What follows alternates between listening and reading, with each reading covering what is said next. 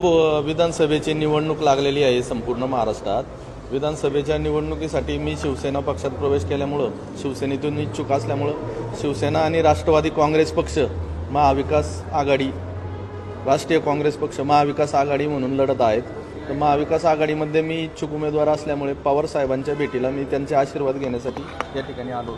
पवार साहेबांना मी एक इच्छुक उमेदवार म्हणून भेटायला आलो आणि साहेबांना जनतेमध्ये भोसरीमध्ये माझ्या नावाला किती पसंती आहे किंवा मी जनतेमध्ये जाऊन कशा पद्धतीने चांगल्या प्रकारे निवडणूक लढू शकतो हे साहेबांना कळवलं आणि साहेबांना सांगितलं तुमचा आशीर्वाद माझ्यासोबत असावा आणि जरी मला उमेदवारी नाही मिळाली तरी मी महाविकास आघाडीचेच काम करणार आहे असे साहेबांना सांगितलं। जागा मुळात राष्ट्रवादीकडे आहे असं आपण कसं म्हणू शकता?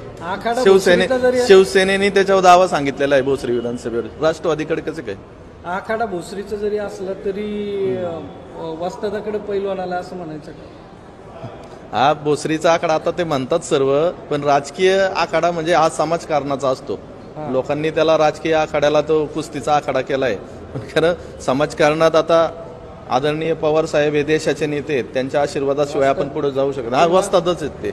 पैलवानाच्या विरुद्ध वस्ताद उद्धव ठाकरेने तुम्हाला तयारी करायला सांगितले का? आपण दावा केलाय? हो, मी प्रवेश करतानाच उद्धव साहेबांनी स्पष्टपणे सांगितलं की भोसरी विधानसभेवर यावर्षी नक्की भगवा फडकावणार आहे। राज्यात समोर पैलवान आहे ना, पण असू द्या ना पैलवान, त्यांनी काही फरक नाही पडत। लढाई असती, युद्ध असतं, कुणी असलं तरी आम्ही आमच्या ताकदीने लढणार आहे। पवार साहेबांना मी सांगितलं मी 2 वेळा मतदारसंघ संपूर्ण माझा फिरून झालेला आहे। युवकांचा आणि भोसरी मतदारसंघातील सर्व जनतेचा खूप चांगला प्रतिसाद आहे। खूप चांगल्या पद्धतीने मी निवडणूक लढू शकतो आणि जिंकू शकतो, त्यामुळे साहेबांचा आशीर्वाद मला अपेक्षित होता, तो घेण्यासाठी मी आलो होतो। तुम्ही शिवसेनेला जागा सोडा असं सांगायला आला?